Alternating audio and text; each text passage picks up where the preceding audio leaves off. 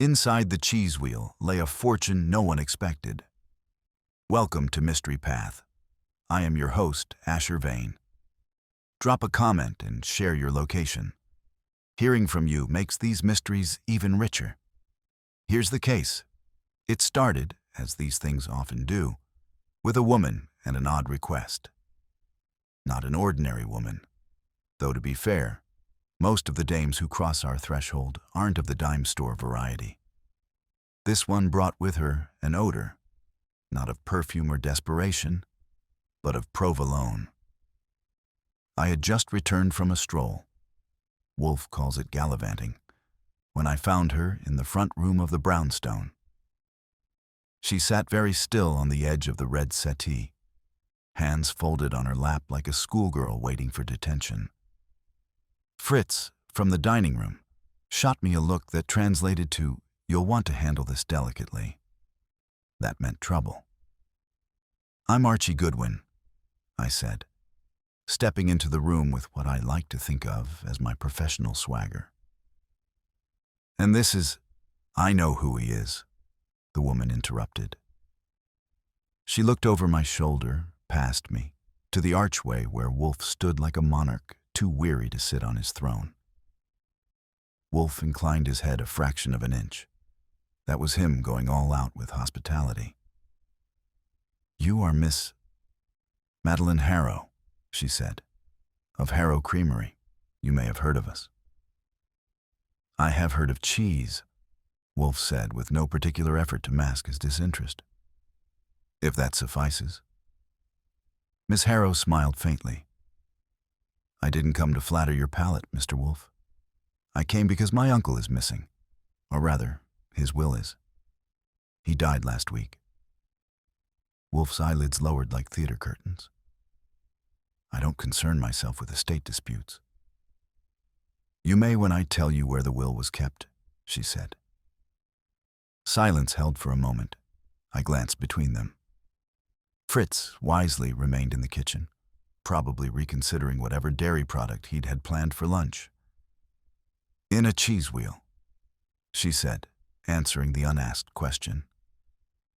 "An aged 40-pound Grana Padano. My uncle thought it would be clever. He hollowed the center and tucked the will inside." I tried not to laugh. Wolfe did not succeed. "Cheese," he said flatly. "I told him it was ridiculous," Madeline said. "But he was a man of habits and eccentricities, and he didn't trust lawyers."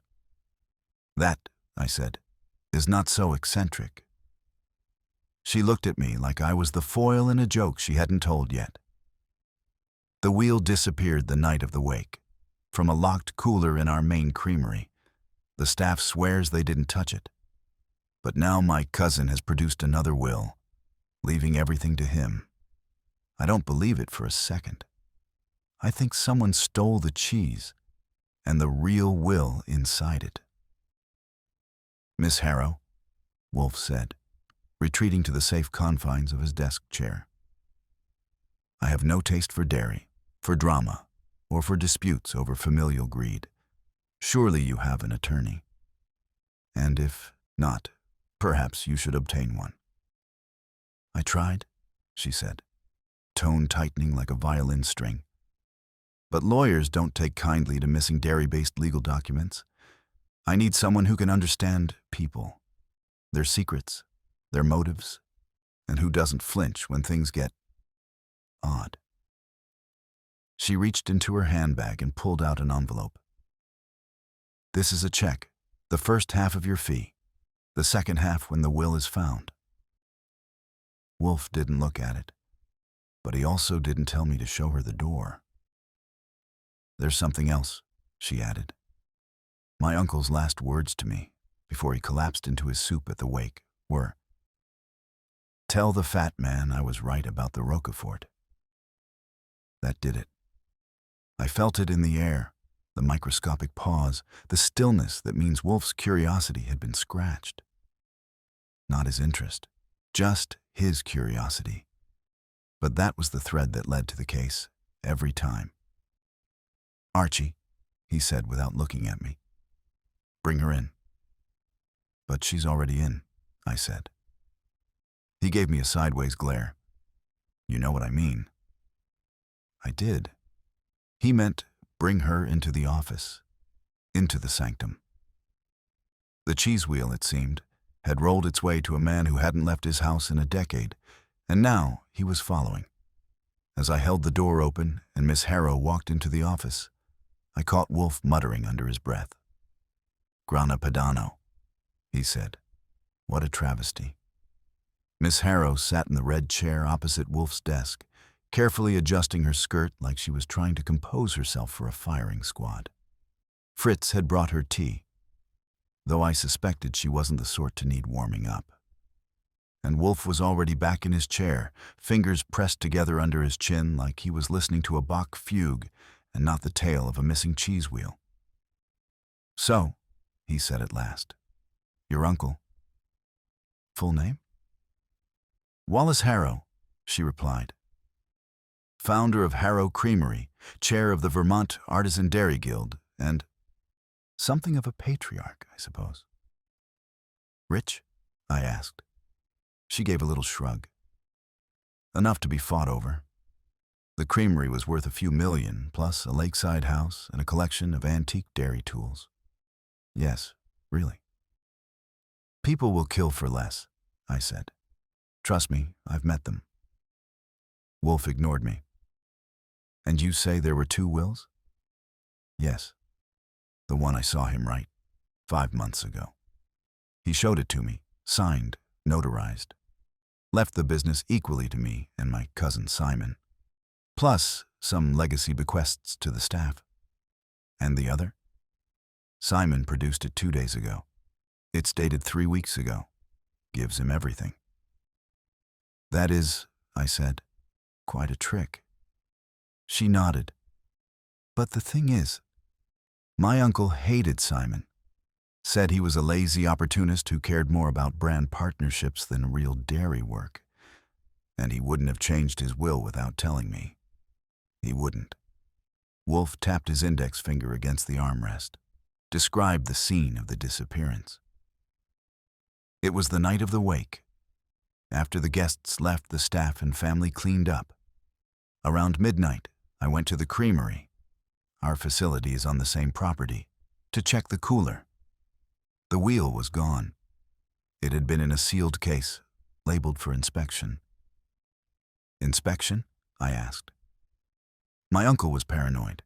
He wanted me to have the cheese cut open by a notary and lawyer, some kind of dramatic reveal. Wolfe grunted. Theatrics. Unfortunately, I never got the chance. The next morning, Simon said it was gone, probably spoiled. Then 2 days later, he produced the new will. And you suspect the cheese contained the true testament? She leaned forward. I know it did. He told me, again and again, when I'm gone, the truth will be in the wheel. It wasn't a metaphor. He even made me promise not to tell anyone unless something seemed off.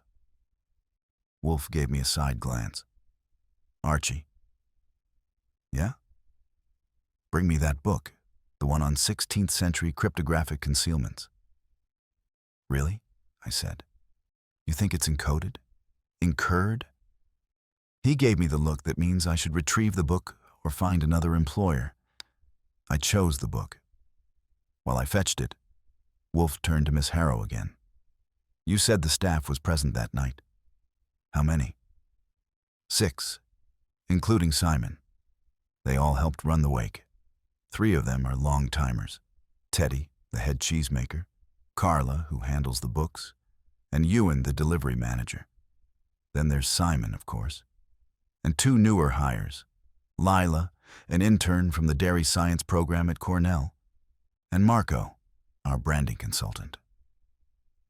Branding consultant, Wolfe repeated, as though he had stepped barefoot into something unpleasant. Uncle Wallace hated the idea. Said if people didn't love a cheese for its flavor, no logo would save it. That makes 2 things I agree with your uncle on, Wolfe said. He closed his eyes briefly. Archie. I returned with the book. He didn't open it, just held it like it might warm his hands through thought alone. "We'll take the case," he said. Miss Harrow blinked. "You will?"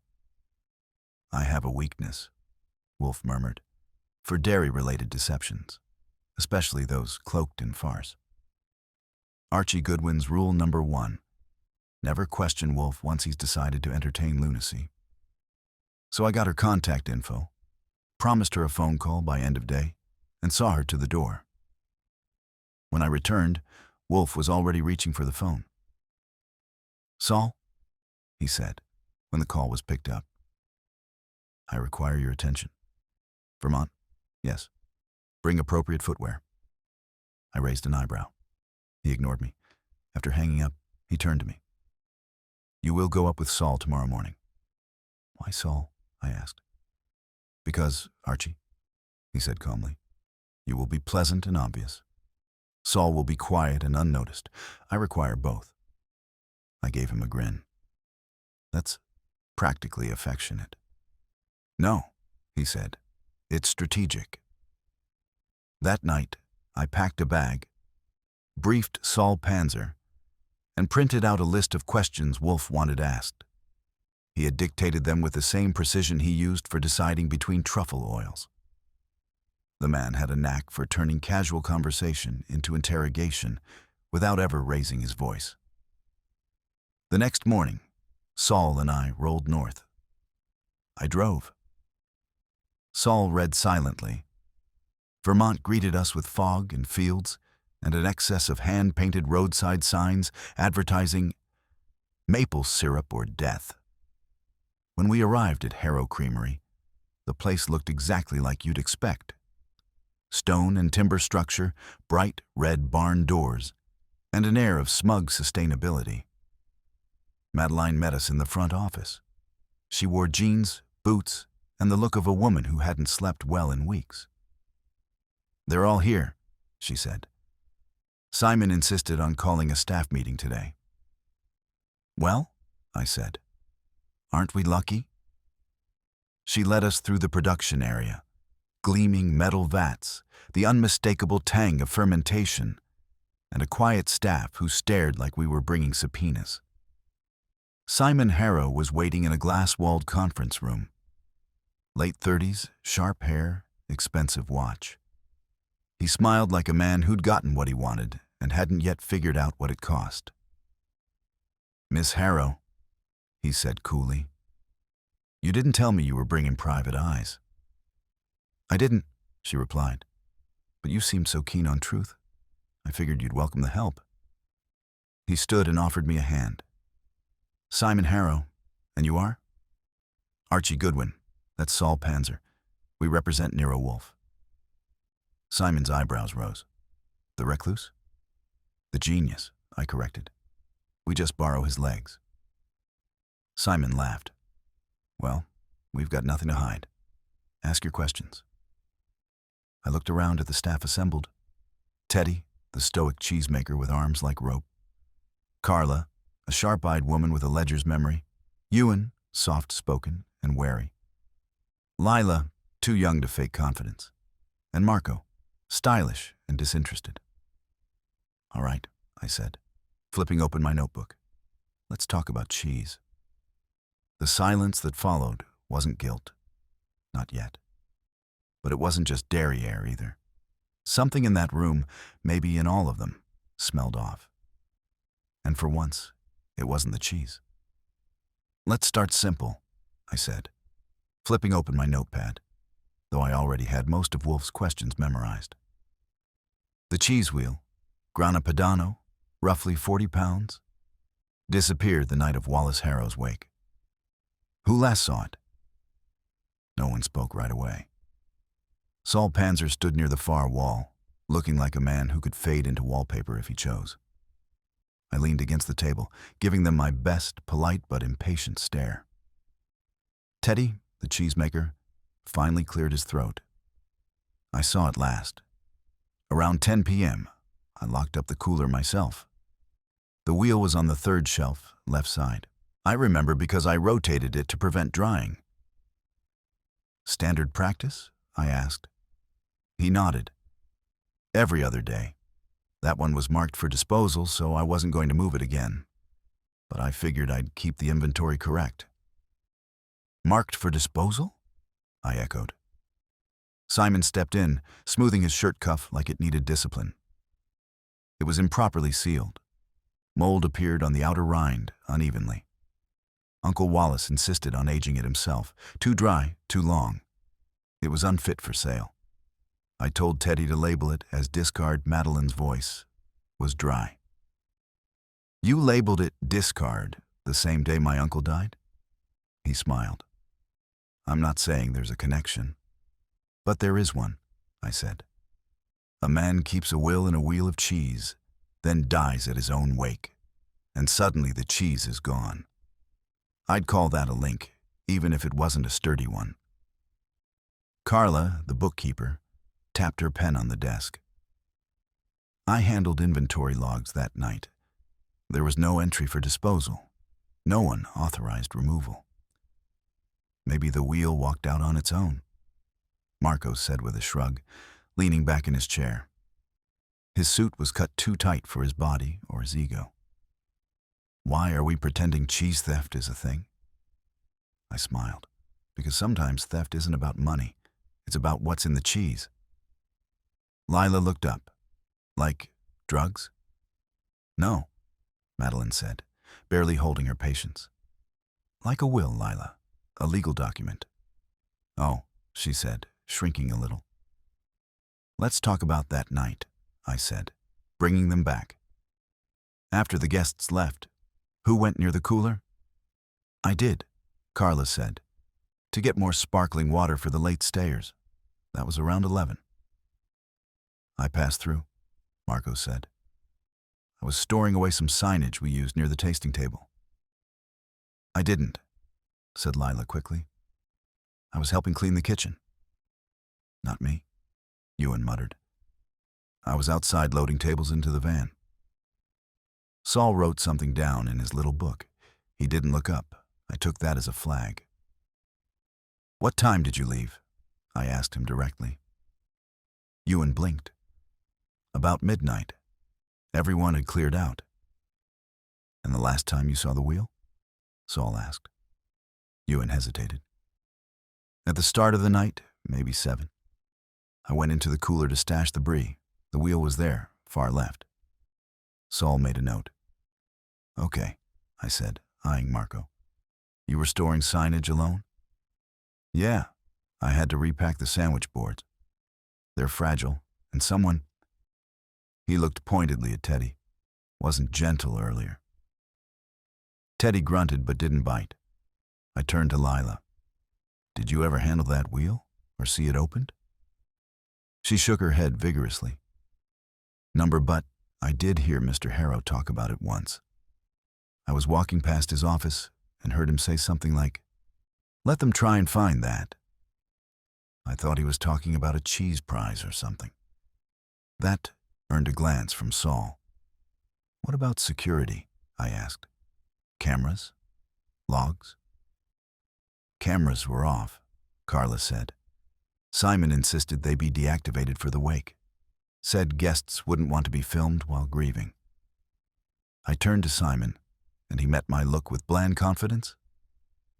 I stand by that, he said. It was a matter of dignity. You don't strike me as sentimental. No, he said. I'm practical, which is why I didn't want a scandal if someone overindulged and fell into a vat. And yet, I said, you seem perfectly happy to have us investigate everyone else in this room. Simon smiled. My conscience is clear. Your legal team too, I bet, I muttered. We broke after that.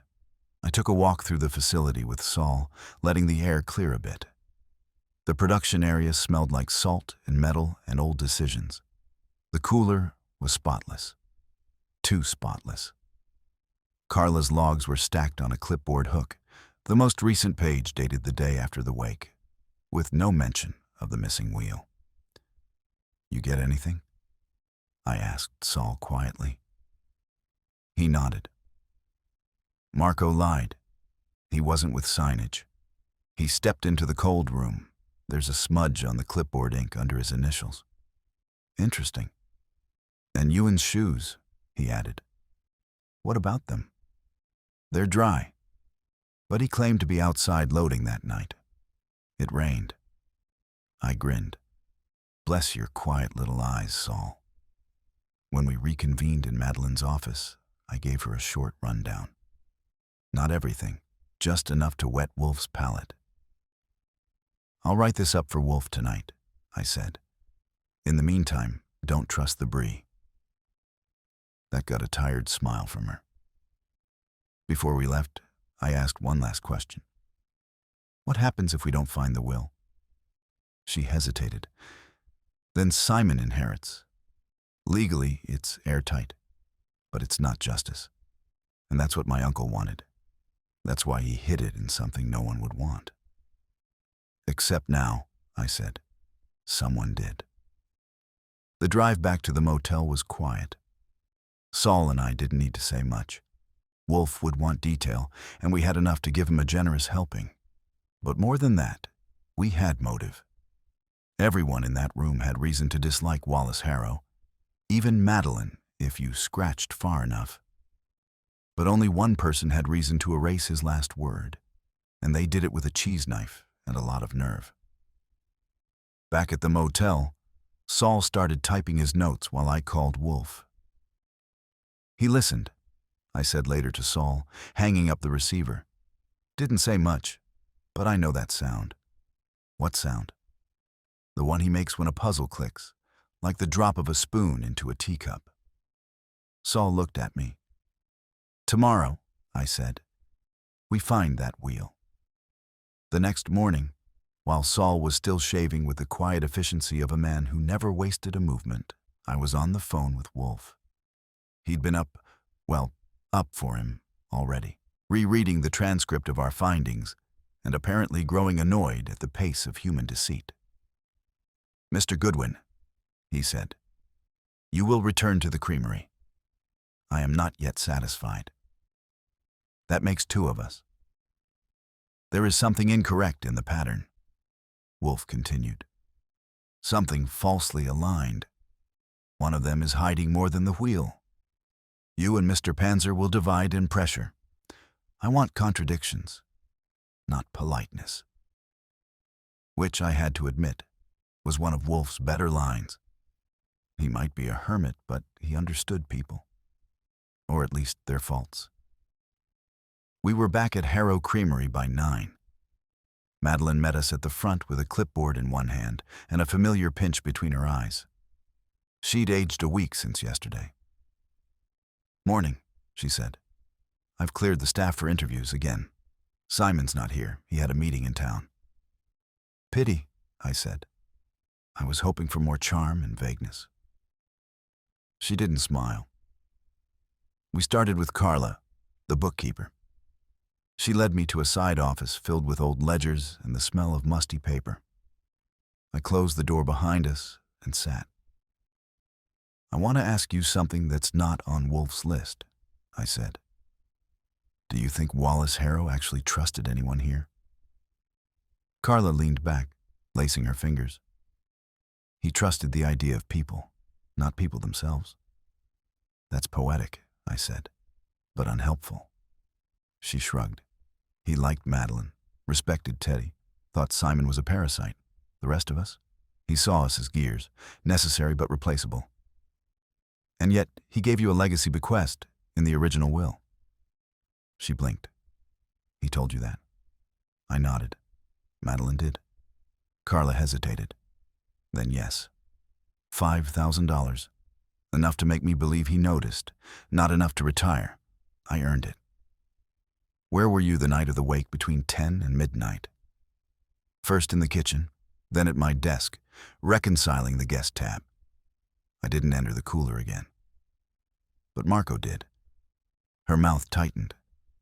I saw him pass the cooler twice. Once with the signage. Once with nothing. He wasn't carrying anything when he came back. But he had been? I assumed he took something in, she said carefully. But now? Now, maybe he took something out. Maybe. I left her there and found Saul with Ewan, out in the side shed where the van was stored. They were both crouched beside a crate of delivery tags.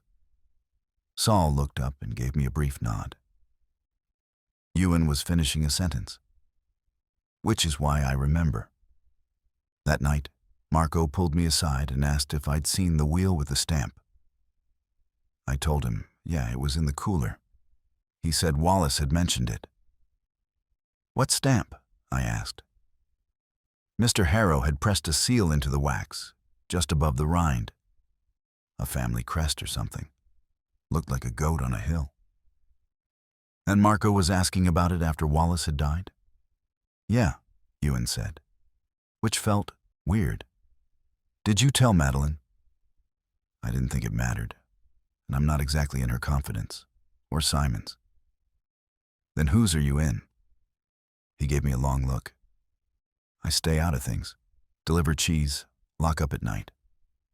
You lock the cooler? Most nights, yes. But that night, it wasn't me. Carla did. Now that was interesting. Saul's eyebrows moved a hair's width. We regrouped by the tasting room. Madeline had disappeared, probably trying to keep the operation from collapsing while we played gumshoe. Teddy the cheesemaker was next. He was in the aging room, turning wheels with the kind of reverence usually reserved for relics. He wiped his hands and motioned us in. You think I took the cheese, he said, not bothering with pleasantries. I think someone did, I replied. He nodded. I didn't. Wallace and I had our disagreements, but I didn't steal from him. I spent the night in the workshop with 2 assistants, cleaning the brining tank. You can check the logs, I signed off. I will. He was a difficult man, Teddy continued, but he built this place. I respected that. Did he ever talk to you about the wheel? Number. But I saw the stamp. He branded that thing like it was his child. So someone would recognize it. Exactly, Teddy said. And that means whoever took it either wanted to be seen taking it, or they had a way to hide it once it was gone. Meaning? Cheese melts, he said simply, or gets cut. Back in the main building, we found Marco lounging by the break room, sipping something too green to be coffee. Ah, he said. The sleuth's return. Do you know anything about the Harrow family crest? I asked. He smirked. Is that what this is now? Genealogy? Just answer. I saw it on the company letterhead once. Goaty little thing, yes. Why? Because you asked Ewan about the wheel with the stamp. His smile faded, just a tick. I asked out of curiosity. You didn't mention it yesterday. I didn't think it mattered. And did you take it? Of course not. Did you see it that night? Marco straightened. Yes. Around 10:30. It was still there. I opened the cooler to grab a bottle of cider. I looked at it. Then I left it. I didn't press further. He was lying, but not sloppily. Saul stayed behind to keep eyes on him while I headed out back to find Lila. She was in the garden plot, clipping herbs with unearned confidence. I waited until she finished decapitating a basil plant before speaking. Did you ever see Simon near the cooler that night? She blinked. Maybe? I'm not sure. That's not the same as no. No, it's not. You know something, I said more softly. She looked around. He told me to stay out of the hallway, just before midnight. Said someone had spilled something and the floor was slick.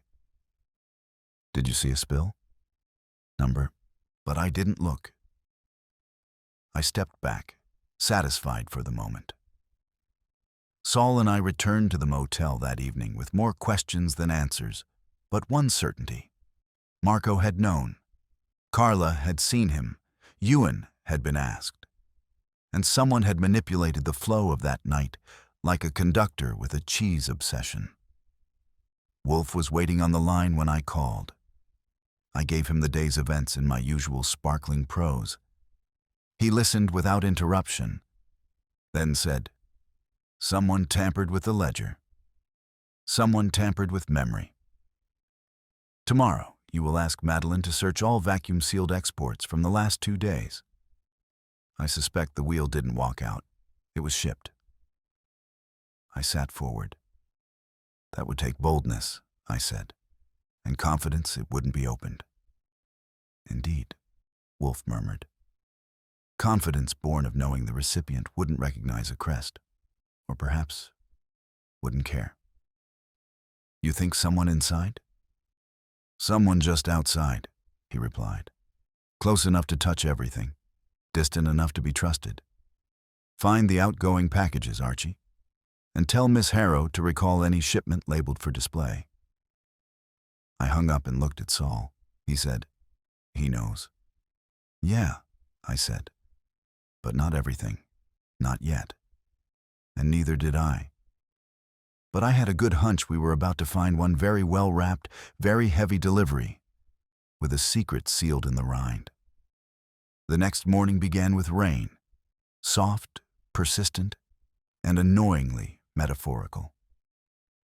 Saul and I arrived at Harrow Creamery before anyone had switched on the front lights. We waited on the porch until Madeline opened the door, half surprised, half prepared, and all exhaustion. "I didn't sleep," she said. "Tell me you found something." "Not yet," I replied, stepping inside. "But we're close. Wolfe wants a list of all outgoing shipments from the past 72 hours, especially anything sealed, vacuum-packed, or marked for display." She raised an eyebrow. "You think someone shipped the cheese?" "Wolfe does, and he's rarely wrong." "Did you send anything out without opening it?" "We ship display wheels to retailers all the time. Waxed, branded, sealed in clear plastic. Aesthetic purposes. Makes the storefronts look artisanal." "Did any of those go out the morning after the wake?" She hesitated. "Yes, one." "Where?" "Boston, a specialty foods boutique on Boylston. It's a partnership Marco set up last month." That tracked. Marco had slickness and ambition, just enough of each to move things around without getting his hands smelly. I asked for the invoice, and within 5 minutes we were on the phone with the courier company. The man on the other end was gruff but cooperative.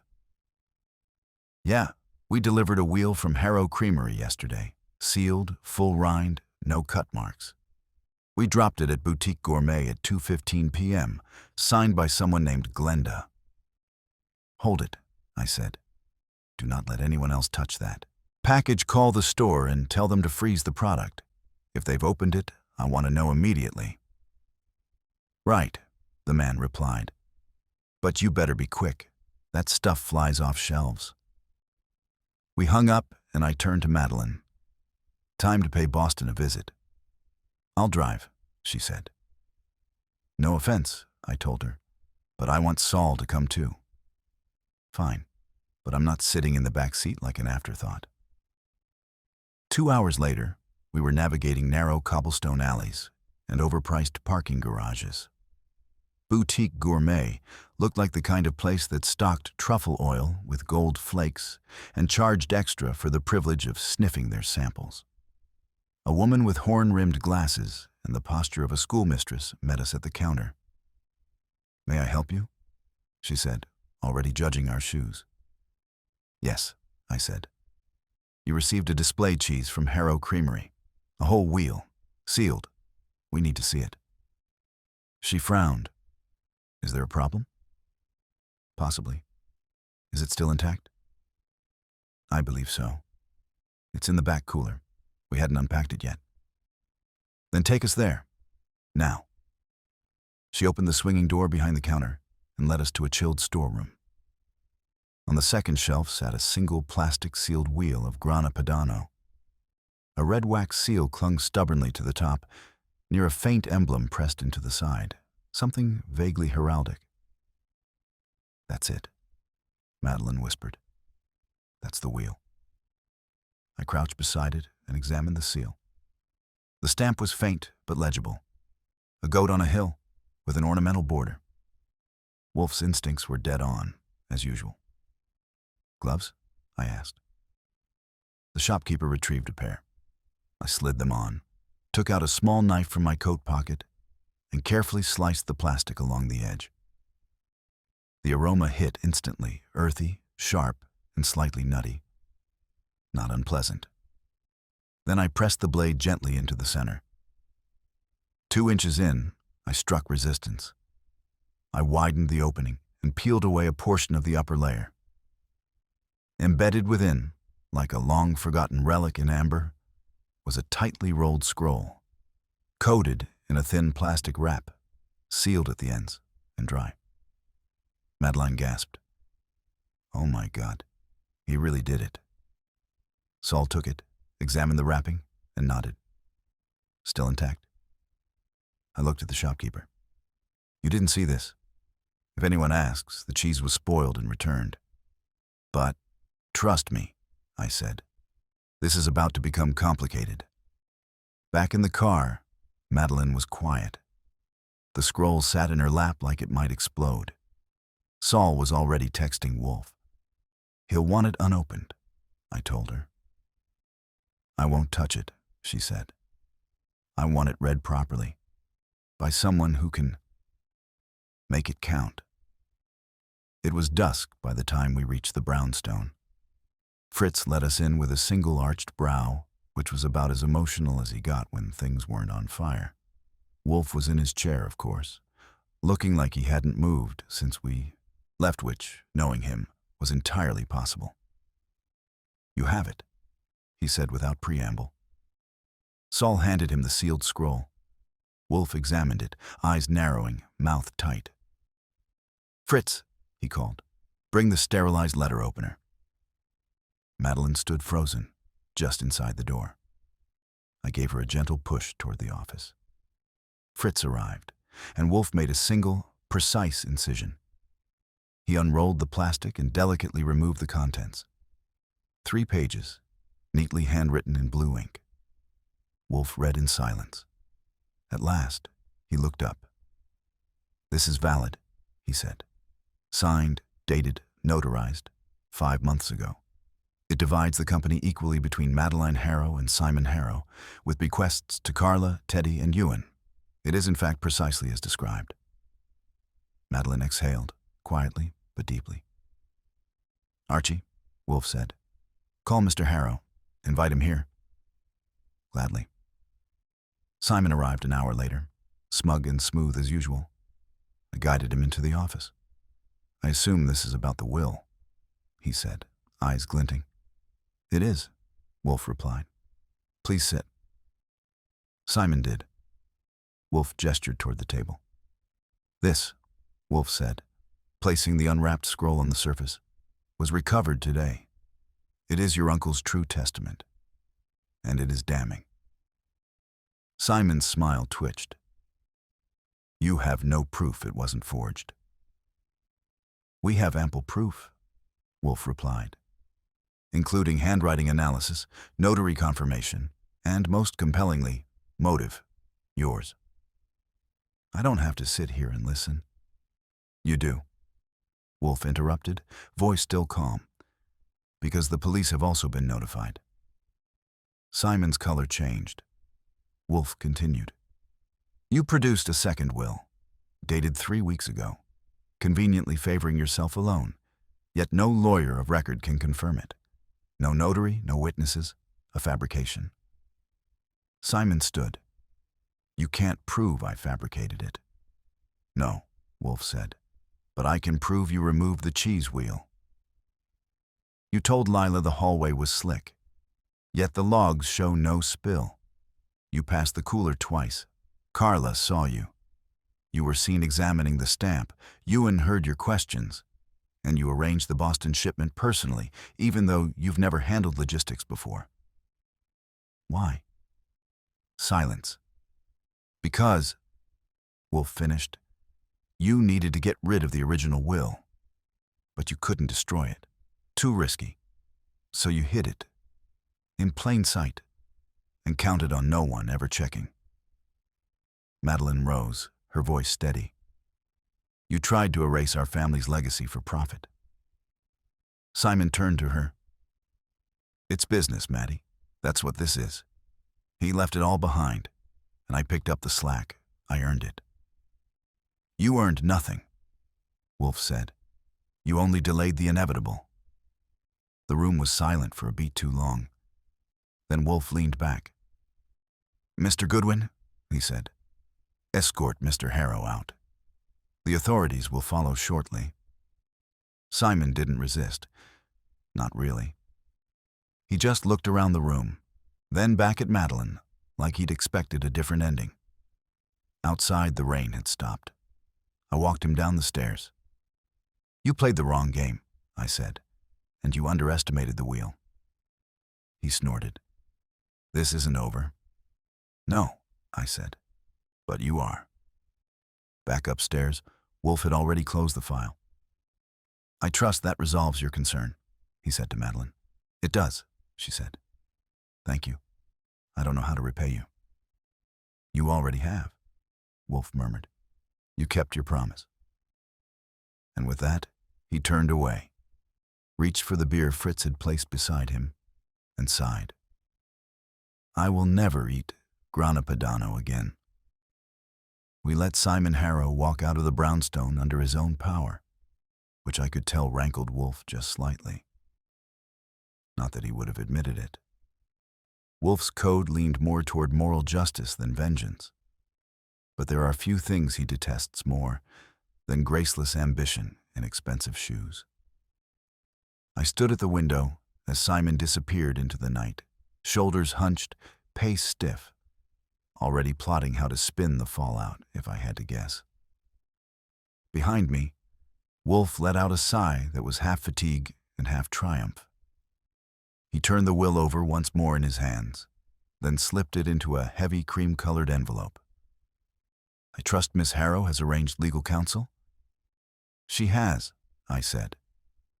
Her attorney's name is Beckett Crane, young, earnest, and, according to Madeline, more trustworthy than Simon ever was. Low bar, Wolfe muttered. Nonetheless, call Mr. Crane. He may collect the document tomorrow morning. It will remain here until then. Understood. Wolfe closed his eyes and leaned back, steepling his fingers. And Archie. Yes? Order fresh flowers for the dining room, and cancel the cheese course for the next week. I didn't answer. It wasn't really a request. Madeline had stayed for a few minutes after Simon's departure. Her face was calmer, but not peaceful. She'd thanked Wolfe with a quiet sincerity and offered me a look that fell somewhere between gratitude and exhaustion. When she left, it felt like the ending had been tied up. But I've been around Wolfe long enough to know when he hasn't entirely let go of a thread. You're not satisfied, I said, watching him. I'm not. But we exposed the forgery. We recovered the will. The cheese is accounted for. The motive's clear, the opportunity's pinned, and the player's been cornered. Yes, he said. And yet. He tapped his forefinger once on the armrest. That was the closest Wolfe ever got to fidgeting. You believe something's missing, I said. I know it is. You think Simon had help? Wolfe's eyes opened. I think Simon is a fool. He is clever enough to seize an opportunity, but not enough to design one. The removal, the concealment, the delivery. Those were calculated acts. Coordinated, yes. But they required planning, discretion, an understanding of logistics and pressure. Simon lacks the temperament for orchestration. Then who? He didn't answer. That night, I stayed in. No theater, no gin and tonic at Rusterman's. I sat in the office with a copy of the shipping manifests, cross-checking names and timestamps, looking for anything Wolfe might have missed. And that's when it struck me. Marco. We'd boxed Simon in, Everyone had seen him circling the cooler. The crest, the questions, the fake will. He was the obvious thief. But Marco was the one who set up the shipment. He was the one with access to the labels. And he was the only one who could move product without drawing attention. I got up and knocked once on Wolfe's door. He was still dressed, which didn't surprise me. Reading a botanical journal, a glass of beer beside him. "Something?" he asked. "Marco?" Wolfe didn't look up. "Yes." "Why did we let him walk away?" Wolfe closed the journal slowly. "Because we didn't have enough. Not yet." "You suspected?" From the beginning, he was too eager to dismiss the cheese, too amused. But Simon served a purpose. He was loud, careless, and driven by entitlement. He gave us the performance we needed. Marco played the background. "Then why not pull him in now?" Wolfe finally looked at me. "Because I don't want Marco caught. I want who Marco works for." I stared. "You think there's someone else?" "I know there is." Wallace Harrow's fortune was not small, and his enemies were not limited to blood. Consider, the original will left significant bequests to staff. Carla, Teddy, Ewan. Modest but real. With the new will, Simon gets everything. The business is his, which he would have handed to Marco. Or sold through him, or sold to him. Consider the timing of that Boston contract, arranged a month before Wallace's death. An unusually short ramp-up for a branding deal. So you think Marco's more than just a consultant? I think he's a broker. And I think the real prize isn't the will, it's the creamery. The silence stretched between us like a wire. "What do we do?" Wolfe leaned forward. "You return to Vermont. Tonight, number in the morning. Visit Carla, Teddy, and Ewan. Off the record, ask about Marco's role. Has he suggested buyouts? Has he brought visitors? Was Wallace planning to sell? And if the answer is yes," Wolfe's mouth twitched, "then Marco didn't just help forge a will, he helped orchestrate a hostile takeover." The next morning, I caught the earliest train north and arrived in Vermont under skies that couldn't decide between sun and drizzle. Harrow Creamery looked the same from the outside, solid, rustic, unimpeachably Vermont. But inside, I could feel the shift. News of Simon's exposure had filtered through the staff. There was relief, yes, but also unease. No one knew what happened next. Carla met me in the front office. "You're back," she said, not unhappily. "I need answers," I said. Quietly, about Marco. She looked around and motioned me into the archive room. The door shut behind us with a soft click. "Wallace hated him," she said, voice low. "Thought he was a snake. Said he was more interested in leverage than legacy." "Did Marco ever try to push a sale? Suggest outside investors?" "Yes. Once. 3 weeks before Wallace died. He brought a man by the name of Caldwell. Said he represented a specialty foods conglomerate based in Chicago. Wallace threw them out before they finished their pitch. And after Wallace's death?" Carla hesitated. "Marco asked me if the financials could be restructured to make the company more attractive for acquisition. I told him it wasn't my call. He said it soon might be. That was all I needed." Teddy confirmed it later, in the workshop. Marco said the brand had national potential, that Simon would have the vision to modernize, that Wallace was a relic. Did he ever mention the will? Numberber. But the morning after the wake, he asked me if any wheels had been shipped recently. When I asked why, he said we'd need flagship products to promote with new partners.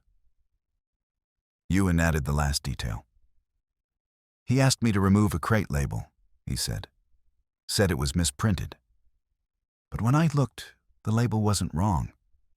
It was just old. It had Wallace's handwriting on it. I called Wolfe from the train back.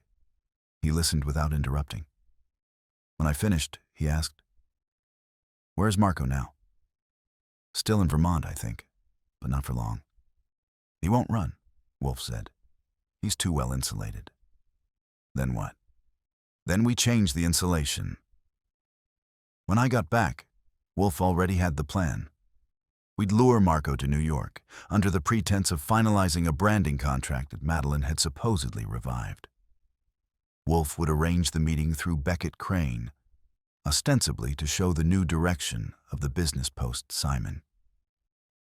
Marco wouldn't resist.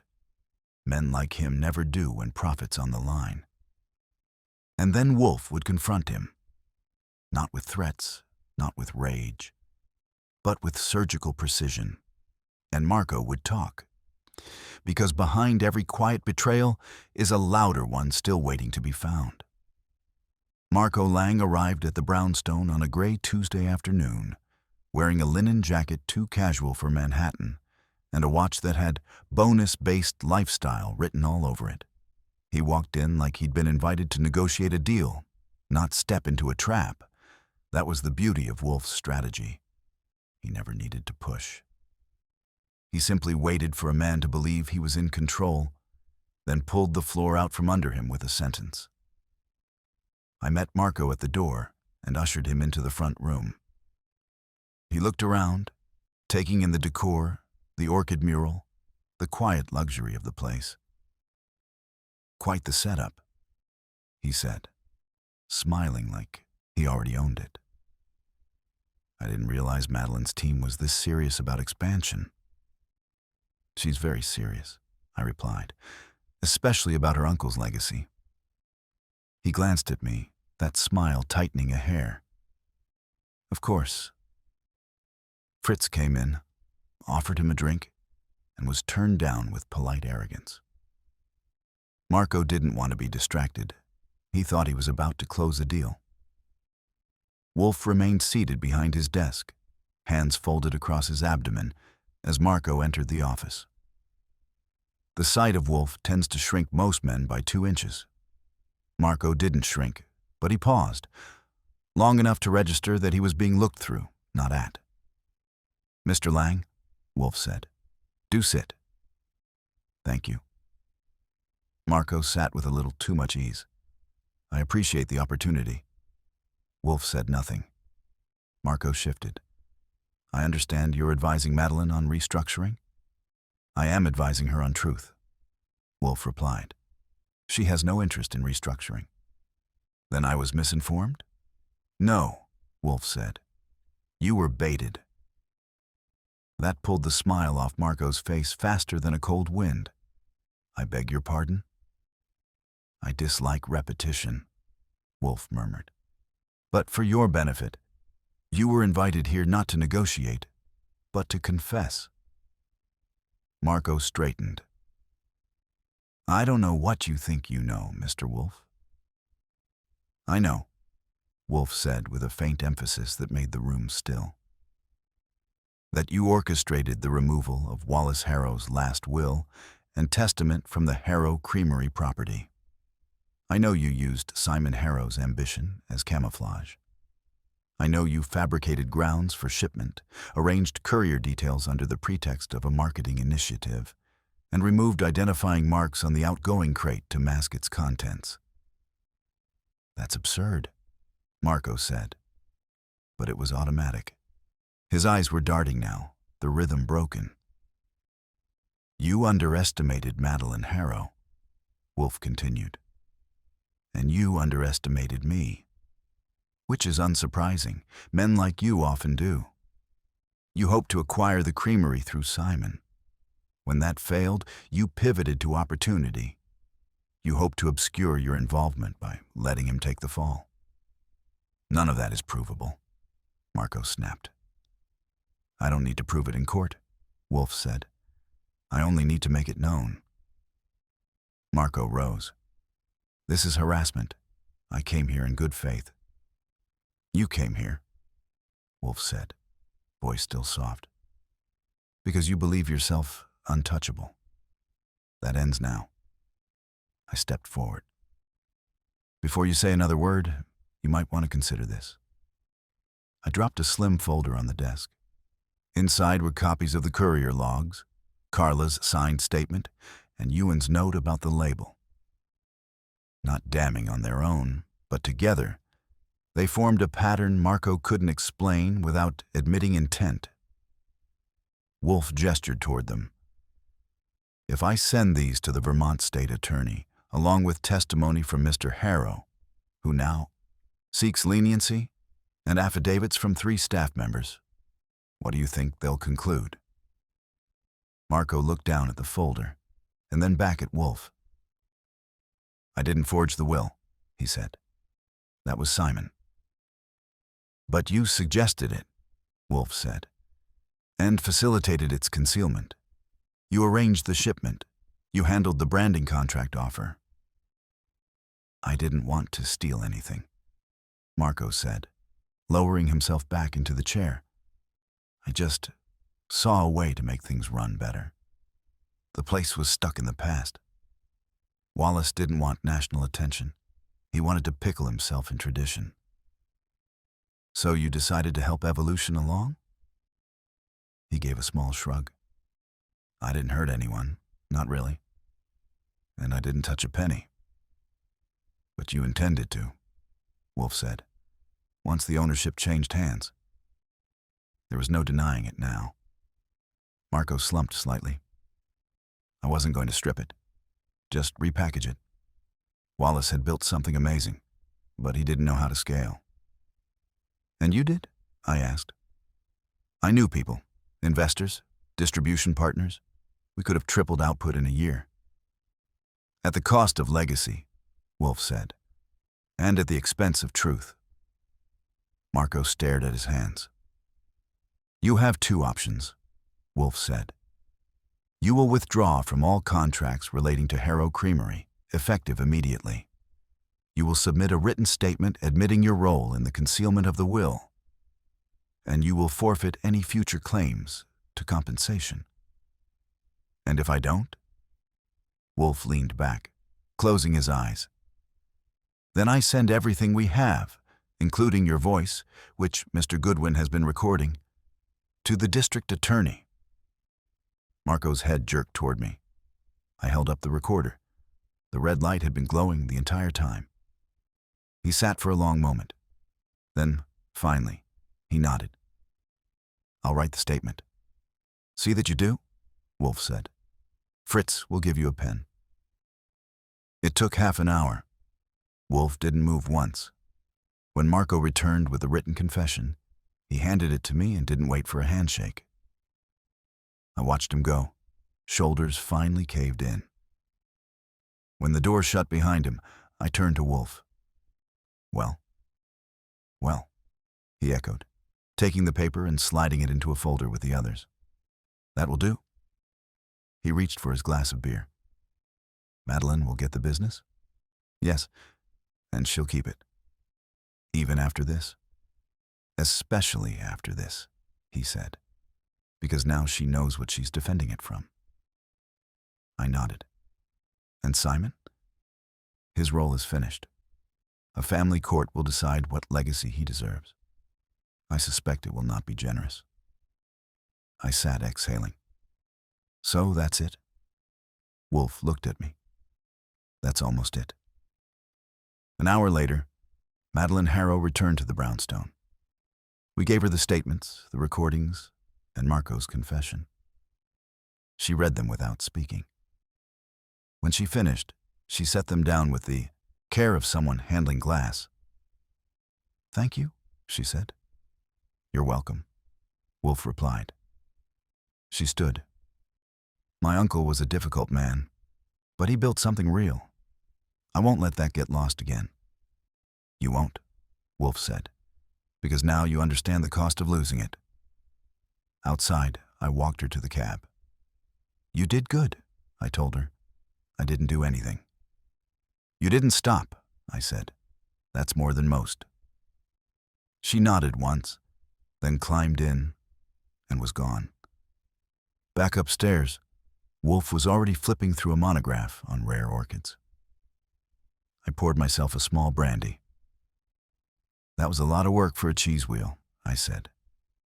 Wolfe didn't look up. The cheese was irrelevant. Then what was the point? He turned the page, then murmured, "To prove that greed, no matter how elegantly dressed, always smells the same." 2 mornings later, I found myself staring out the brownstone's front window, cup of coffee in hand, as the city moved with its usual Tuesday stubbornness.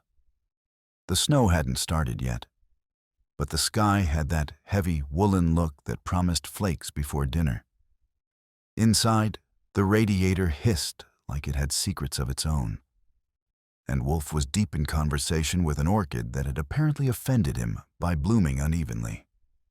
You'd think, after unraveling a will hidden in cheese, exposing a conspiracy to hijack a family business, and coercing a confession out of a man who wore ambition like a designer cologne, we'd be entitled to a day of rest.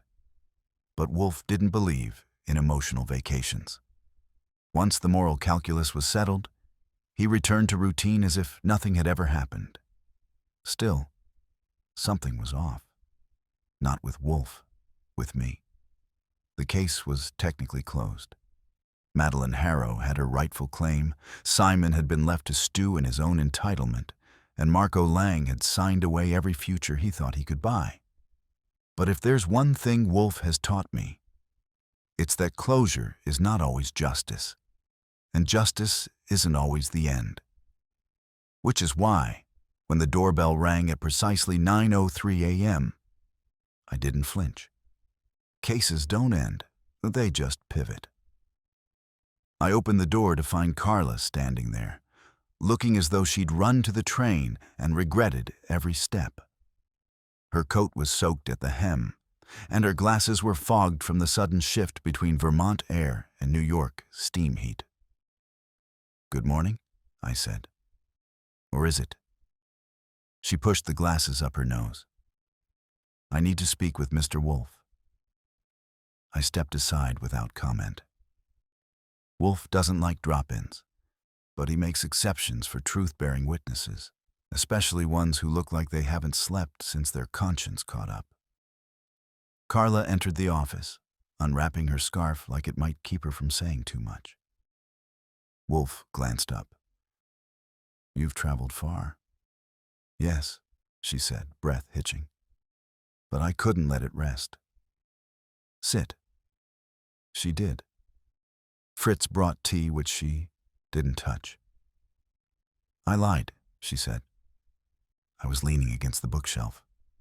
I didn't move. "About what?" Wolfe asked, though his tone suggested he already knew.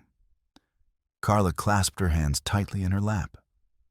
"I told you Marco asked me about restructuring the financials. That was true, but I left something out." Wolfe waited. No interruptions. No pressure. That's his tactic. Silence is a solvent. It dissolves everything if you let it sit long enough. Carla finally broke. "Wallace told me, 2 weeks before he died, that he thought someone was trying to poison him." I straightened. Wolfe said nothing. "He wasn't being dramatic," she said quickly. "He was careful, precise.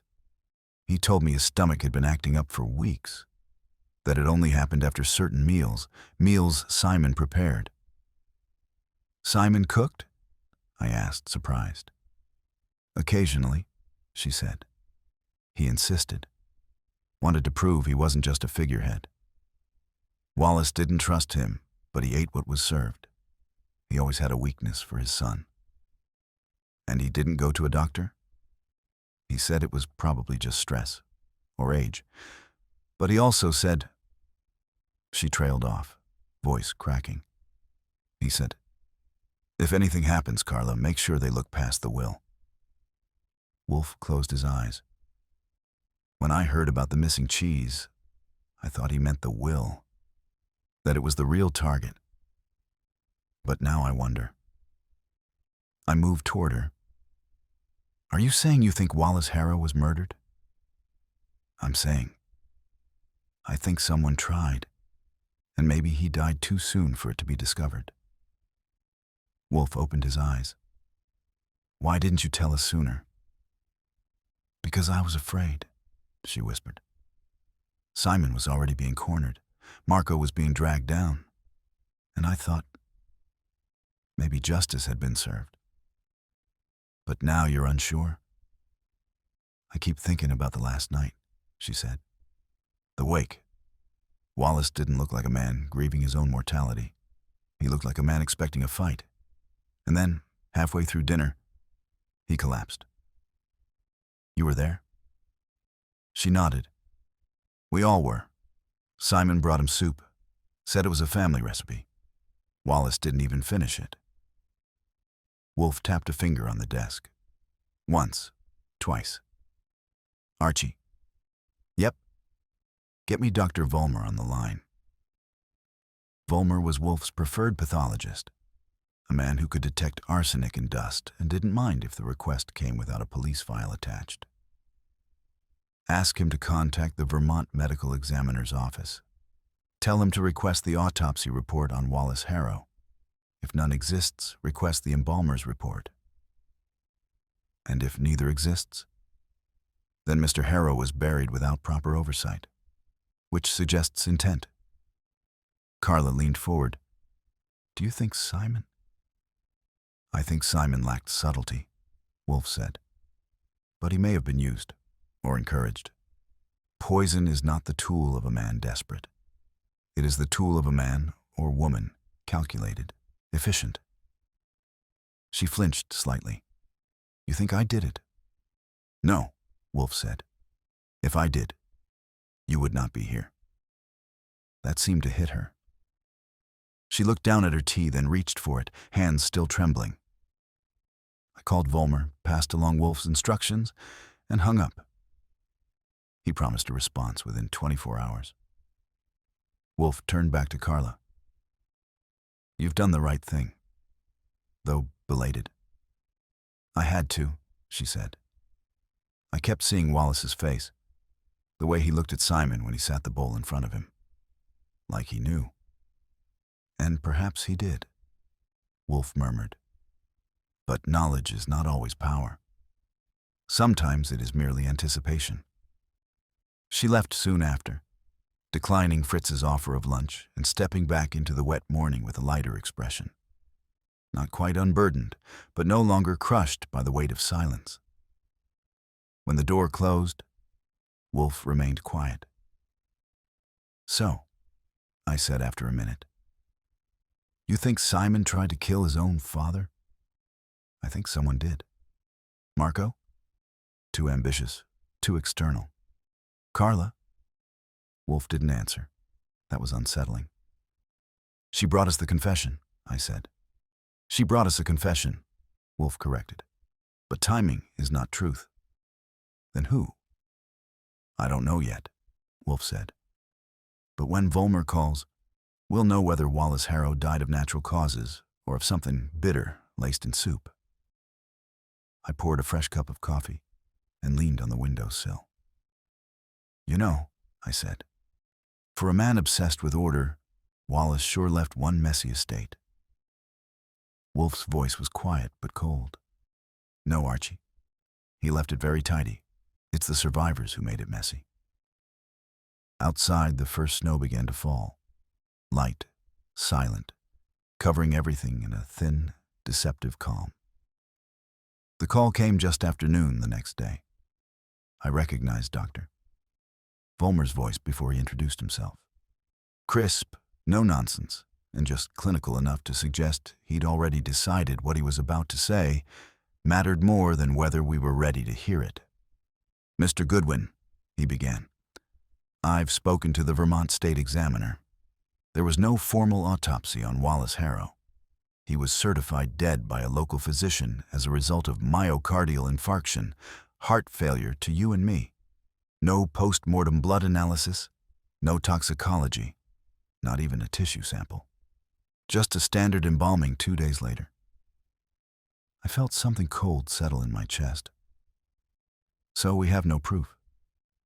Not quite, he said. I spoke to the embalmer. He remembers the body. Wallace Harrow had faint yellowing at the fingertips and a slight discoloration around the lips. The embalmer noted it at the time, thought it was odd, but didn't think to flag it. Could that indicate poison? Depending on the compound, yes. But we're far from certainty. Arsenic, digitalis, certain alkaloids, they all leave traces. But after embalming, it's guesswork without exhumation. Could we get permission? You'd need the next of kin, Volmer said, and legal justification. Next of kin would be Madeline. Then if she consents, he said, I'll write the petition. I thanked him and hung up. Wolfe had been listening, eyes closed as if meditating. When I recapped the call, he opened them slowly, like a machine coming online. We'll speak to Miss Harrow. I dialed. She answered after the second ring, her voice calm but edged with something I hadn't heard before. Vigilance. Like she'd started expecting bad news and learned to brace. Miss Harrow, Wolfe said after I passed the phone to him. There's reason to believe your uncle may not have died of natural causes. A pause. I see, she said at last. We're not asking for spectacle, only your consent. If he was murdered, it alters the ethical frame of your inheritance. If not, we are merely guilty of curiosity. I'll do it, she said quietly. If there's a question, I want it answered. Very good. Mr. Goodwin will forward you the form. Dr. Volmer will file the petition this afternoon. Wolfe handed me the phone without another word. The call was over. So was the space between suspicion and pursuit. 2 days later, Volmer phoned again. Exhumation approved. I have the site scheduled for tomorrow, early. You'll send results? I'll bring them myself. True to his word, Volmer showed up the following evening just as the sky began to blush over the Hudson. He entered carrying a thin briefcase and the air of someone who'd just disproven a theory and wasn't thrilled about being right. I had to run the tests twice, he said after Wolfe invited him into the office, because the results weren't ambiguous. He opened the case and slid a folder across the desk. Digitalis purpurea, he said. Concentrated, enough to induce arrhythmia, then cardiac failure. Foxglove? I asked. Extracted. Slipped into food or drink, it's nearly tasteless in small quantities. The symptoms align. The discoloration the embalmer noted? Classic. The stomach lining showed enough residue to confirm oral ingestion within 3 hours of death. Wolfe hadn't moved. Wallace Harrow was murdered, Volmer concluded. Deliberately, efficiently, and with considerable knowledge of botanical toxins. I asked the question. Could it have been Carla? Volmer looked at Wolfe. Wolfe gave a fractional nod. Possible, Volmer said, but unlikely. I reviewed the timing of the symptoms as reported by witnesses. Onset was rapid. Someone administered the compound close to the time of collapse, perhaps even at the table. I felt my skin tighten. Simon. But Wolfe's silence held something different. Thank you, Doctor, he said. You've been invaluable. When Volmer left, Wolfe didn't speak for a full minute. That was rare, even for him. When he finally did, it was like throwing a stone into deep water. There's one more. One more what? One more suspect, Wolfe said. One more person with access, motive, and means. I thought back through the roster. Lila? No, Wolfe said. Too young, too untrained. She couldn't have prepared the dosage without guidance, and certainly not with timing. Then who? He looked at me. Fritz. I blinked. No, I said. No way. I'm not suggesting Fritz poisoned anyone, Wolfe said sharply. I am saying he knows who did. That stopped me. Explain. Wallace Harrow was served soup, brought by Simon. But who prepared it? I stared. Fritz mentioned to me, offhandedly, that it was an unusual recipe. Saffron, tarragon, and goat's milk. Very specific. Not something common in the Harrow kitchen. He'd heard it from Carla, who claimed she got it from Simon. Wolfe rose from his chair, an event in itself. Simon didn't invent that soup. Carla did. She fed the recipe to Simon, who delivered it to Wallace. She used him, I said slowly. She framed him, Wolfe corrected. She knew his ambition, knew his desperation. She manipulated him into being the messenger. And when Wallace died and Simon tried to produce a forged will, it validated every suspicion. Carla became invisible again. And then she came to us, I said, to tell us about the poison. Because she knew we were getting too close, Wolfe said. The exhumation was inevitable. Her confession was preemptive damage control. If we trace the cause to Simon, the trail ends. If we doubted him, even better. But why? Why would she kill Wallace? Wolfe's eyes narrowed. She loved him. I froze. That's not sentiment, Wolfe said. Devotion and resentment. She built the business beside him, year after year. And yet, the will left her $5,000. She said she earned it. She did, Wolfe said. And it wasn't enough. We were quiet. She killed the man she built her life around, I said. No, Wolfe replied. She killed the part of him that never saw her. That's what betrayal looks like when love sours. I didn't know what to say. Finally, I asked, what now? Call Miss Harrow and the authorities. Give them our findings. I nodded. As I turned to leave the office, Wolfe said one last thing. And Archie? Yes? Ask Fritz to remove the tarragon from our pantry. Permanently. I smiled faintly. I'll tell him. Outside, the snow had begun to melt in patches. Beneath it, the ground was still cold, but no longer frozen. Spring wasn't far. And somewhere in Vermont, a truth that had been buried with a man now stirred again. Quiet, inevitable, and waiting to bloom. I made the call to Madeline just after 7. It was the kind of call that doesn't belong on a telephone, but life rarely gives us the dignity of timing. She answered quickly, voice calm, polite, steady, until it wasn't. She what? The words came out in a whisper, like something caught between disbelief and déjà vu. She killed him, I said. Not with hatred, not for money exactly, but for the version of love that curdles into entitlement. Carla believed she deserved more. His respect, his legacy, perhaps even his name beside his. When the will offered her a token instead of a throne, she decided to take justice into her own hands. There was silence on the other end, broken only by the occasional flutter of breath. You're certain? We are, I said. And so is Volmer. The poison was administered in the soup, a recipe traced to Carla, disguised as Simon's idea. She used him like she used every moment Wallace failed to see her. I thought she was his conscience, Madeline said softly. All those years, I thought she was what grounded him.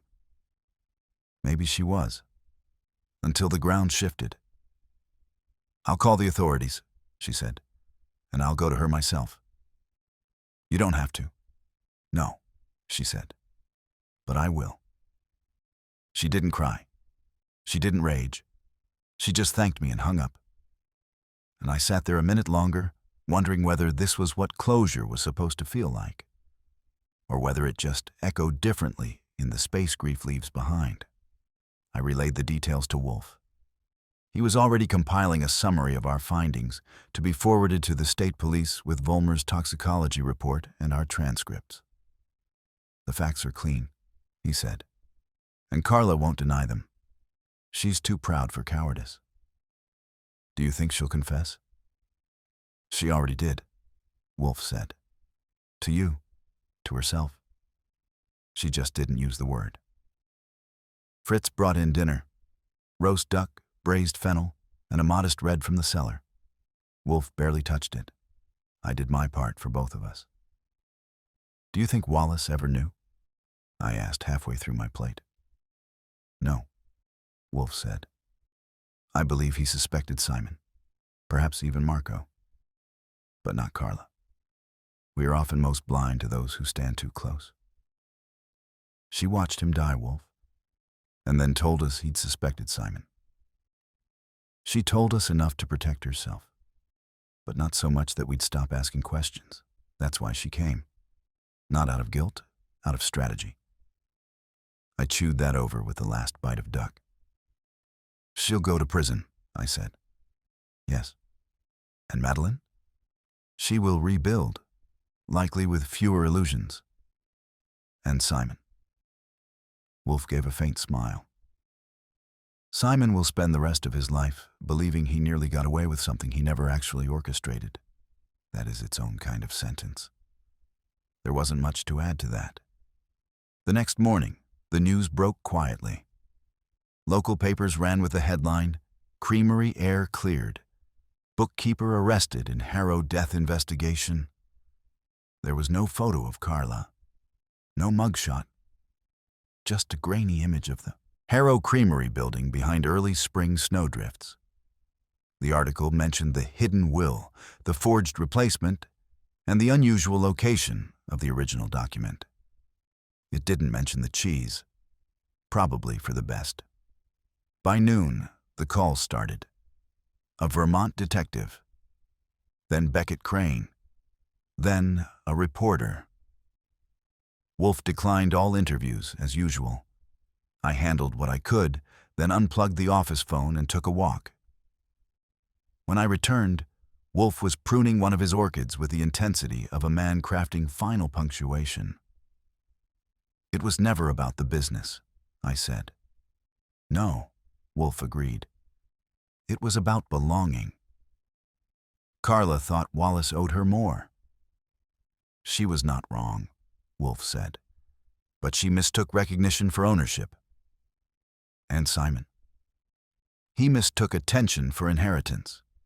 Marco mistook branding for value, and Wallace, he mistook loyalty for permanence. Madeline's the only one who didn't mistake something. Wolfe looked up, which is why she's the only one left standing. We didn't talk much the rest of the day. We didn't need to. The case had closed itself like a heavy book, not with triumph, but with inevitability. That evening, just before dinner, Fritz handed Wolfe a sealed envelope. "From Miss Harrow," he said. "Couriered." Wolfe opened it slowly. Inside was a single sheet of thick cream paper with Madeline's clean, tight script. "Mr. Wolfe, I have notified the authorities and given them the full report." Carla confessed without hesitation. She said she had loved him, once, and that love had turned into something she couldn't name but could not live with. Simon has gone quiet. I believe he understands now, or at least understands he should not speak. Marco has disappeared into corporate ether. Let him. The creamery will survive. It will not expand. It will remain as my uncle built it, imperfect, passionate, grounded in soil and silence. I'll run it as I can, with the people who remain. Not because I want to, but because it's mine to keep safe. Thank you for seeing what we didn't, and for making us see it too. Madeline Harrow Wolfe folded the letter with a precision reserved for his rare moments of regard. That night, at dinner, he ate every bite.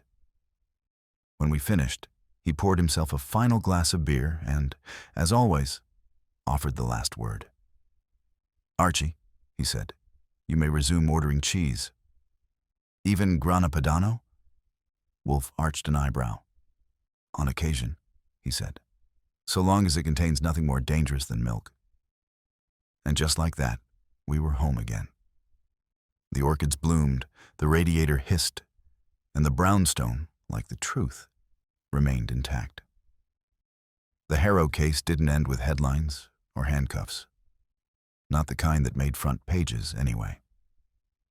Carla's arrest was quiet, as Wolfe predicted. A Vermont state trooper took her in from her home just outside Montpelier, where she'd been preparing the month-end financials for a creamery she would never again set foot in. She didn't struggle, didn't cry. She asked if she could finish updating the payroll before they left. They let her. The confession she gave was sparse, clinical. A woman who had measured out years in accounts receivable, who knew the weight of precision, delivered her final calculation with equally clean lines. She admitted she'd slipped a tincture of digitalis into the broth, just enough to induce what would pass for a weak heart surrendering under grief. She blamed no one, but she named Wallace's blindness to her loyalty as the beginning of her undoing. Simon, when informed of her guilt, reportedly sat in silence for a full minute before asking if that meant he was finally innocent. According to Madeline, no one answered. As for Madeline, she returned to the creamery 3 days after the arrest. I received a letter, longer than the first, this one handwritten with less formality but more conviction. She thanked Wolfe again, and me too, though I'm sure she'd have rolled her eyes if she'd heard me read it aloud. She was putting things in order, not with ambition, not with vengeance, but with clarity. The kind that comes after truth finally settles the air. She rehired Ewan and Lila, gave Carla's desk to Teddy, and left the office untouched for now, until the space no longer smelled like memory, she wrote. That morning, as I finished the letter and set it down beside Wolfe's coffee, I asked the question that had been circling me for days. Do you think she regrets it? Wolfe didn't look up from the Gazette. Carla? Yeah. No, he said flatly. She believes she did what Wallace wouldn't. She delivered justice, on his behalf and for herself. That is a species of love, twisted but not uncommon. And what about Simon? Simon will believe he was spared. He will mistake that for redemption, and he will never understand how close he came to being a martyr for a crime he didn't commit. He really was just a pawn. He was a son, Wolfe corrected, and sons often misplay themselves. That evening, after the sun dragged itself behind the skyline and the radiator resumed its ancient hissing, Wolfe dictated the final entry for the casebook. The will was a catalyst, a mirror. Those who gazed into it saw what they feared most: being denied, being forgotten, being merely tolerated. Carla saw a lifetime reduced to a footnote. Simon saw legacy slipping away. And Wallace, by hiding his wishes inside a wheel of cheese, ensured that only those willing to dig, literally and figuratively, could rewrite the story. The crime was not merely murder, but a failure of recognition. The solution was not merely justice, but acknowledgement. I typed it up just as he said it, word for word. Wolfe doesn't waste syllables when he's finishing something.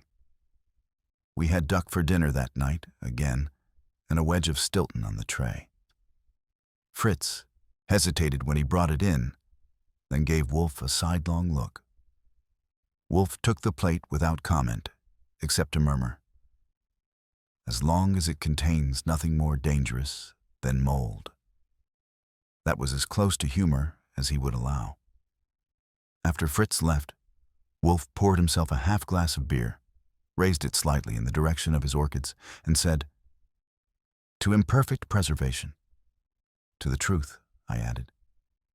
"No," Wolfe corrected softly, "to its survival." And with that, the brownstone sank into its usual calm, the kind that only follows a storm that didn't quite look like one from the outside. The orchids bloomed. The cheese sat safely on its tray. And the man who never left his house had once again managed to change someone else's world from the confines of a single chair. Case closed. Case closed.